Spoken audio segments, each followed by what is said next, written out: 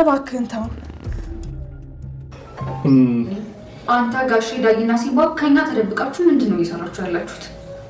ኑሃ እኛ ከእናንተ ተደብቀን ምንም የምንሰራው ነገር የለም እያልኩሽ እኮ ነው። ስላልኩ ልክ እንደ ጅል ምን ልትይ ነበር? ጨርሽ ነበር። እሺ ንውድ እኔ ከአንቺ ተደብቄ የምሰራው ምንም አይነት ነገር የለም። ካለም ደግሞ በእርግጠኝነት የምነግርሽ ነገር በፍጹም አንቺን የሚያሳስብሽ አይደለም። እሺ ዛሬ ጋሼ አቶ ተፈራን በስልክ ሲያወራቸው ሰምቼ ነበር። ምን? እጅ ላይ ካቴና አስገብቼ እድሜ ልክህን እንዳትወጣ ወይን ቤት ካላስወረወርኩ እኔ ላይ ይኩን አይደለም። አሁን የተላከልህን ቪዲዮ አርፈህ ብታይ ይሻልህ። ከዛ በኋላ መልሰህ ራስ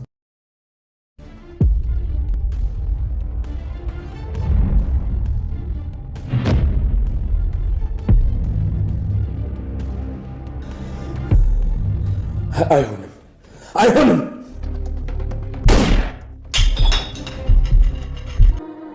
እባክህን አምላኬ እነሱን ክፉ ማየት አልፈልግም። እባክህን ምንም አታርግብኝ። እናንተ የማትሉ እስከ መቼ ድረስ ነው ከእናንተ ጋር እንቀጥለው? እንዴት ይችን ቀላል ስራ መስራት ያቅታችኋል? ትሰማኛለህ?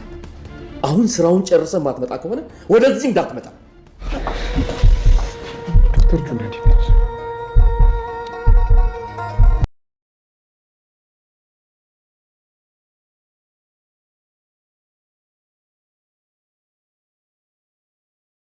አምራን ያቶ ለይኩንን ቤተሰብ ነፃ ለማውጣት ስትል የማትወጣውና ከባድ ቋጥኝ ከሚያህል ጠላት ጋር ተጋፍጣለች። አቶ ተፈራ ያቶ ለይኩን ሰው ትሆናለች ብሎ ስለተጠራጠረና ስላላመናት የተቀመጠው የድምጽ ሪከርድ እንግዲህ ጮኛ እንዳላትና ያቶ ለይኩን ቤተሰብ እንደሆነች እንዲጠራጠር አድርጎታል። አቶ ተፈራ በዚህም መሰረት እንግዲህ አምራንን እጅ ውስጥ አስገብቷል። አምራን ከዛ ቤት በሰላም ትወጣ ይሆን ወይስ ምን ሊፈጠር ይችላል? ኑሐሚንን በዚህ ልክ ያስደነገጣት ምንድነው? ጩናስ በእንግዲነት በሄደችበት ቤት ተተኩሶባት ወድቃለች። ዶክተሩን ያስደነገጠውስ የጩና ዜና ምን ሊሆን ይችላል? ጩና ትተርፋለች ወይስ ትሞታለች? ያቶ ለይኩን ቤተሰብስ ከዚህ በኋላ እጣ ፈንታው ምን ሊሆን ይችላል? አቶ ተፈራን ተጋፍጠው ሊያሸንፉት ይችሉ ይሆን ወይስ ሌላ ከባድ ችግር ከዚህ በላይ ሊፈጠር ይችላል የሚለውን ይዘን መተናል። ሰላም ጤና ይስጥልን ውድና የተወደዳችሁ እንደምን አላችሁ? በያላችሁበት የዓለም ዳርቻ ሰላማችሁ በዘት ተተረፍ ይበል እያልን መተናል። በቅንነት ላይክ፣ ሼር፣ ሰብስክራይብ እያደረጋችሁ ቤተሰብ አድርጉን። ከዚህ በፊት እንደተመለከትነው እንግዲህ አምራን ከአቶ ተፈራ ጋር ተገናኝታ ነበር። ከአቶ ተፈራ ጋር የተገናኘችው ምንድነው? ከአቶ ለይኩን ስልኩን ወስዳ አቶ ተፈራን አቶ ለይኩንና ኑሐሚንን ተራ በተራ እየጠራች የቡድኑ ከቡድናቸው ጋር እንድትቀላቀል ከአቶ ተፈራ ጋር መፋለም እንደምትፈልግ ብትነግራቸውም አንዳቸውም ወደዚህ ጉዳይ እንድትገባ አልፈቀዱም። ምክንያቱም አንድ የቤተሰብ አባል ስለሆነች በእነሱ ምክንያት ማንም ሰው እንዲጎዳ ሳይሆን ከጉዳታቸው ነፃ እንዲወጡ የተገፉ ነፃነታቸውን እንዲያገኙ እንጂ ሌላ ማንም ሰው እንዲጎዳ ስላልፈለጉ አቶ ለይኩንም ሆነ ናሆም በጭራሽ አንቺ የደስታሽ ጊዜ እየቀረበ ስለሆነ ስለ ሰርግሽ እንጂ ስለሌላ ነገር እንዲታስቢ ፈቃደኛ አይደለንም ብለዋታል። አምራን ግን በጭራሽ እኔ ቤተሰቤ በዚህ ሁኔታ ውስጥ ነው የኔ ሰርግ ሊደገስ አይችልም፣ ሰርግ ቀርቷል ብላለች። አቶ ለይኩን እኔ እኮ በዚህም ውስጥ ሆኜ ያንቺን ሰርግ አልረሳሁም፣ ሰርግሽን ዝምዬ ጉድ እያለች አንዳንድ ነገሮች እየተዘጋጁ ነው ያሉት። ስለዚህ በጭራሽ አታስቢ፣ አንቺ ትኩረት ማድረግ ያለብሽ ስለ ሰርግሽ ብቻ ነው ብትባልም ኧረ በጭራሽ እኔ ስለ ሰርጌ ቤተሰቤ በሌለበት ቤተሰቤ ነፃነት ሳይሰማው ቤተሰቤ ሰላም አጥቶ በተናወጠበት እኔ ደስታን አልደግስም ስትል አምራን ቢብላለች። አቶ ለይኩንም ቢላት እምቢ ስላለች እንግዲያስ አርፈሽ ተቀመጪ እንጂ ከዚህ ሰውዬ ጋር በጭራሽ ሁለተኛ ስሙን ስጠሪ እንዳንሰማ ብለው ነበር። እሷ ግን የቤተሰቤ ጉዳይ ይመለከተኛል ስትል አሻፈረኝ ብላለች። ለዛም እንግዲህ ከአቶ ለይኩን ስልክ ላይ ስልኩን ከተቀበለች በኋላ አቶ ተፈራ ያለበት ድረስ ሄዳለች። አቶ ተፈራም ሰዎችን ተጠራጣሪ ስለሆነ አግቶ ሊያወጣጣት ፈልጎ ነበር። ግን ደግሞ አሁንም ቢሆን ናሆም ኑሐሚንን ያገባው በግፍ በእኔ ላይ ነው። እኔ በጣም ነው የምወደው፣ አሁንም ቢሆን አፈቅረዋለሁ። ስለዚህ የሚወዱትን ሰው አጥቶ ከመኖር ደግሞ ያ ቤተሰብ ውድቀቱን እፈልጋለሁና የጋራ ጠላታችንን አብረን እናጥፋ የሚል ስምምነት አቅርባለት ነበር። በዚህም ስምምነት አቶ ተፈራ በጭራሽ ሰዎችን አያምንም። ይህም ብቻ አይደለም፣ ከዚህ በፊት የነበረውን መርማሪ ፖሊስ የኮማንደሩ ተላላኪ የሆነውን በስተመጨረሻ የሚሱ ቀኝ እጅ የሆነውን ለነሲምባ ተባብረሃል በሚል ምክንያት እንግዲህ እንደገደለው በድፍረት ይናገራል። አቶ ተፈራ የሰዎችን ሞት ሲያወራ የትንኝ ጉንዳን ያህል እንኳን አይሰቅቀውም። ለሱ የሰው መሞት፣ የሰው ማለቅ፣ የሰው ጉዳት፣ የሰው ሀዘን ደስታው እንጂ የሚያሳዝነው ምንም ርህራሄ ልብ ያለው ፍጡር አይደለም። ለዛም እንግዲህ አቶ ለይኩን ነፃን ለማውጣት የተገፉትን በሚል ሲምባንም ነፃ የማውጣት ዘመቻ ተያይዘዋል። ይሄ ደግሞ ቤተሰቡን እጅግ በጣም አስፈርቶታል። ግን ደግሞ አቶ ለይኩን የሰው ህይወትም እንኳን ቢሆን ማለፍ ካለበት ያልፋል እንጂ በጭራሽ ወደ ኋላ የሚባል ነገር የለም፣ ወደፊት እንታገላለን በሚል በቆራጥ ውሳኔ ተነስተዋል ማለት ነው። ለዛም ነበር እንግዲህ አቶ ለይኩን በተቻላቸው አቅም መረጃ እየሰባሰቡ ያሉት። ግን ደግሞ ምንም አይነት መረጃ ቢሰባሰብ አቶ ተፈራን ለህግ ለማቅረብ በቂ አይደለም። ምክንያቱም አብዛኛውን የወንጀል ስራዎችን በመልካም ስራ ሽፋን እያደረገ ስሙ በሶሻል ሚዲያው የሚታወቀው በመልካም ስራ ስለሆነ እሱ አሁን ለመግለጫም የስም ማጥፋት ስራ ነው ቢልም አሸናፊ ሊሆን ይችላል። ስለዚህ በቂ የሆነ መረጃ ማሰባሰብ አለብን የሚል ውሳኔ ላይ ደርሰዋል። ይህም ብቻ አይደለም፣ መጀመሪያ ሲምባን ነፃ ማውጣት አለብን። ሲምባ ከዚህ በኋላ ይህን ሁሉ ትግል ታግሎ መጨረሻው እስር ቤት ሊሆን አይችልም። ስለዚህ በዚህ መልኩ እድላችንን እንሞክር እያሉ ነው። የአቶ ለይኩን ቤተሰብ እንግዲህ ከሴቶቹ ተደብቀው ውይይት ከጀመሩ አላደር ብለዋል። ይሄ ደግሞ እነ ኑሐሚንን የበለጠ ረብሿቸዋል። ኑሐሚንም አሁን ባለችበት እርግዝና ሁኔታ አባት የሌለው ልጅ እንዳላሳድግ አቶ ተፈራ የልጅን አባት ይነጥቀኛል የሚል ስጋት አድሮበታል። አምራን ግን በድፍረት ይህን እንደዚህ ከባድ ስራዎችን የሚሰራ ስለ አረመኔነቱ ተወርቶ የማያልቀውን ወንጀሉ ብዛቱ ስፍር ቁጥር የሌለውን አቶ ተፈራን ፊት ለፊት ልትጋፈጠው ወሰነ። እንግዲህ በቤቱ ታስራ ትገኛለች። ግን ደግሞ እንደዛም ሆነ በጭራሽ የፍርሃት ስሜት አይታይባትም ነበር። ይሄ ደግሞ አቶ ተፈራን እንዳይጨከንባት አድርጓል ማለት ነው። ግን ደግሞ ችግሩ ምንድነው? አምራን እዛው ቤት ውስጥ እያለች ቦርሳዋ ውስጥ እንዳሳታይ የድምጽ ሪከርድ እንዲቀመጥባት ተደርጓል። ይህን የድምጽ ሪከርድ ተቀይዛ ወደ ቤት ተመልሳ መታለች። ከሞላ ጎደልም ቢሆን በስተጀርባዋ አጣርቶ እንግዲህ የአቶ ለይኩን ቤተሰብ ከሆነች እሷኑ እንደሚያጠፋትና ወደምትሞትበት ቦታ እንደሄደች ነግሯት ነበር። ግን ደግሞ በጭራሽ አንተን ልገለኝ አትችልም፣ ምክንያቱም ለሚሽንህ አስፈልግሃለሁ። በዛ ላይ ደግሞ ጠላቶቻችን የሁላችንም አንድ አይነት ናቸው። ልጄን በግፍ አሳጥተውኛል፣ ጮኛዬን አሳልፈው ለሌላ ሰው ድረውብኛል። የሚወዱትን ሰው ከማጣት የበለጠ የሚያምቁ ስለሌለም ስትል በድፍረት አቶ ኮማንደርን ማሳመን የቻለችው አምራን እንግዲህ ወደ ቤቷ በተመለሰች ጊዜ ዶክተሩ የአምራን ጉዳይ እጅግ በጣም አስጨንቆ ስለነበረ ዶክተር ፋኑኤል ልክ እንደደረሰች ታስጨነቅሽኝ እኮ ለምን ስልኬ አልተነሳም የሚል ሀሳብ አንስቶ ነበር። እሷም ስልክህን ካላነሳሁ እኮ ያለሁበትን ቦታ ልትረዳ ይገባ ነበር።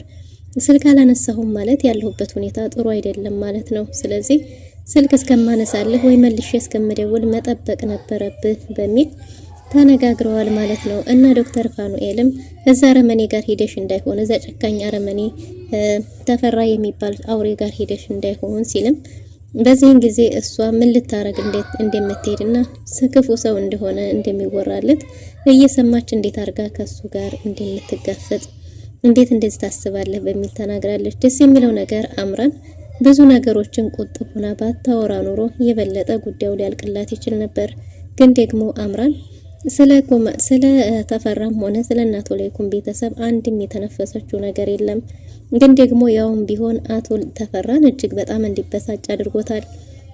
ከመጀመሪያም ቢሆን ጥርጣሬ ልክ ነበርም ብሏል። ጥርጣሬ ልክ ነበረ እንጂማ በድፍረት የሱ ሰው ሳትሆን በጭራሽ ልትመጣ አትችልም። ሰዎችን መጠራጠር አለማመን የተሻለ ነው ብሎ እንደ ኩራት ይናገራል ማለት ነው አቶ ተፈራ። እናም እንግዲህ ሁለተኛ እጅ ውስጥ ገባ እንዴት ነኝ ደፍጥጦ እንደሚገላት እየዛተና እየፎከረ አምራንን እየተጠባበቀ ይገኛል። የአቶ ለይኩን ቤተሰብም ቀጣይ መንገዳችን እንዴት ነው መሆን ያለበት የሚል ሀሳብ ተነስቷል። በዚህም ሀሳብ እንግዲህ በሶሻል ሚዲያ እንልቀቀው ወይ ደግሞ ለአንዳንድ የህግ አካላቶች አሳልፈን እንስጥ። ከዚህ በፊት እንደነበረው ሀቀኛው ፖሊስ ቢያንስ ለሱም አንዳንድ መረጃዎችን ብንሰጥስ ቢባልም እንደዛ መሆን የለበትም። እንደዛ ከሆነ ምናልባትም ከላይ ያሉትን ሰዎች ልናቅ አንችልም። በዚህ አሁን ባለንበት ሁኔታ ማንንም ማምነን ከእጃችን መረጃ መውጣት የለበትም። ዞሮ እሱ እጅ እንደማይደርስ እኛ እርግጠኞች መሆን አንችልም። ለዛ ሲባል ደግሞ ግዴታ ይሄንን ነገር ከኛው ጋር ነው መቆየት ያለበት ብሏል ሲምባ ለክትትል ለአንዳንድ ነገሮች አቶ ተፈራን ለመከታተል ይመቸው ዘንድ በአቶ ተፈራ ቤት አካባቢ ልክ እንደ ድሮ ራሱን ደብቆ እዛ መኖርን ምርጫው አድርጓል። እናም እንግዲህ በዙም እያወሩ ባለበት ጊዜ ነበር እንግዲህ ሲምባ አሁን ላይ በሶሻል ሚዲያ የመልቀቁ ጉዳይ በጭራሽ ይሄ ልክ አይደለም የሚል ውሳኔ ላይ ደርሰዋል።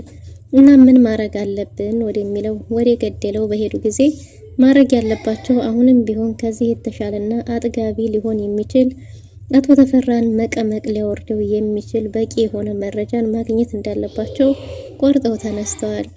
ተፈራ እንግዲህ በዚህ ሁኔታ ላይ አቶ ተፈራም የላይኩን ቤተሰብ አሁን ላይ ከዚህኛይቱ ይልቅ ትኩረት ልናረግ የሚገባው የኮማንደሩም ጉዳይ አስጨናቂ አይደለም፣ የወዝችም ጉዳይ አስጨናቂ አይደለም። አሁን ላይ ችላ ማለት የሌለብንና መጋፈጥ ያለብን የአቶ ላይኩንም ቤተሰብ ነው ሲል አቶ ተፈራ ሰምተናል ማለት ነው።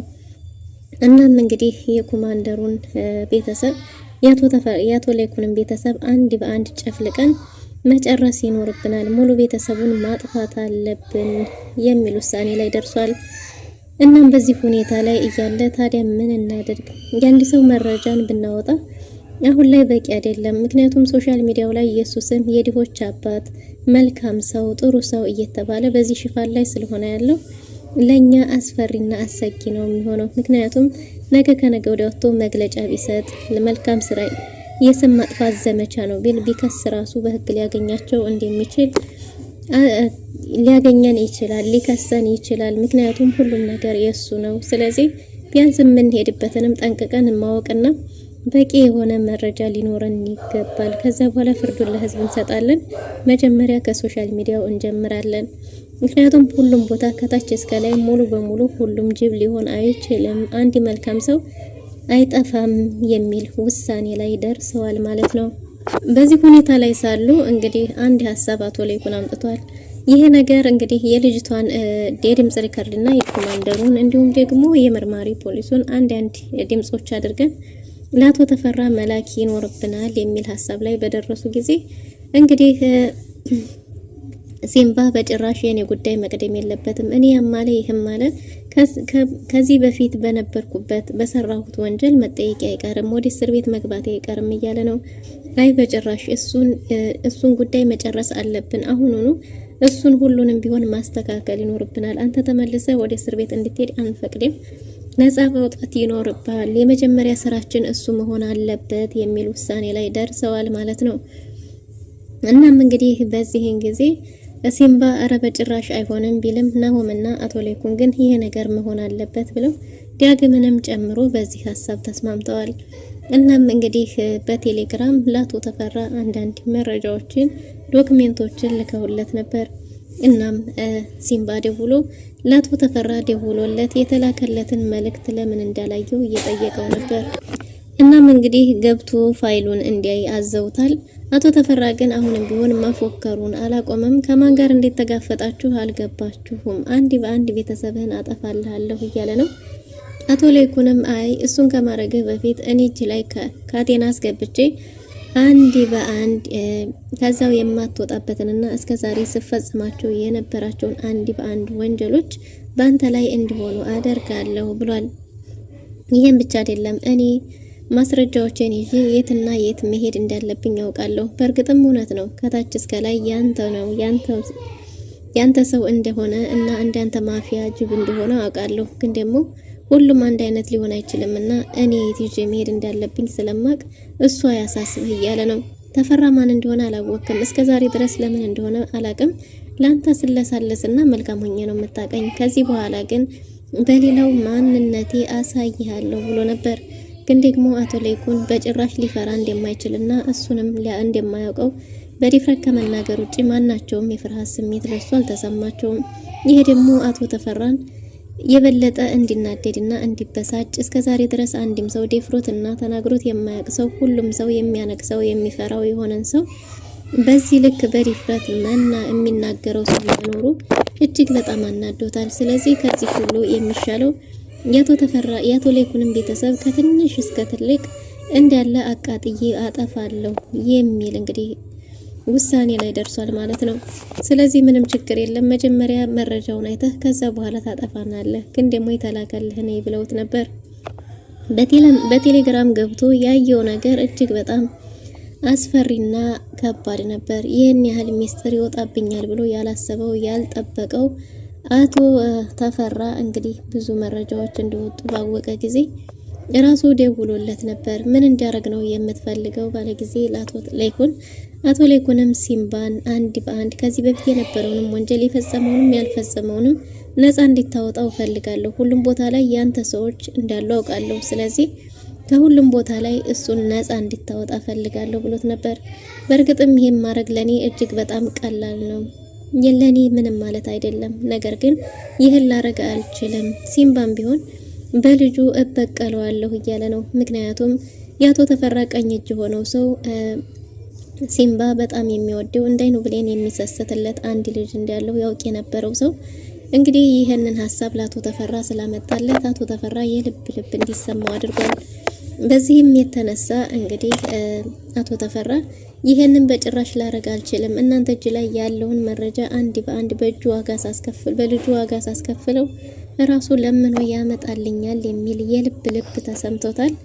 ግን ደግሞ ሲምባ በልጄ ከመጣ የማታውቀውን ሲምባን የራሴ አሳይሃለሁ፣ በጭራሽ ልጅ አጠገብ እንዲያደርስ እያለው ነበር።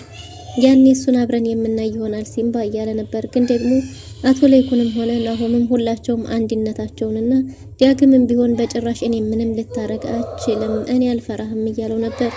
ቤተሰቡ አንድነቱ የበለጠ ያስፈራው ይመስላል። ግን ደግሞ ፍርሃቱን ማሳየት ያልፈለገው አቶ ተፈራ አቶ ለይኩን ቤት ሄዶ ከዚህ ሰዓት ጀምሮ ቤተሰቡን የማጥፋቱ ስራ እንዲጀመር ትዕዛዝ የሰጣቸው ሰዎች ሳይሳካላቸው በእርግጥም እንግዲህ ጩና የዚህ ገፈት ቀማሽ የመጀመሪያዋ ሆናለች። ጩና በእንግዲነት እጮኛዋን ፈልጋ ዳግምን ፈልጋ በሄደችበት ጩና እንግዲህ ልታገባውና የሷ እንዲሆን እንደምትፈልግ ልታጣው እንደማትፈልግ ተገናኝተው አውርተው ነበር።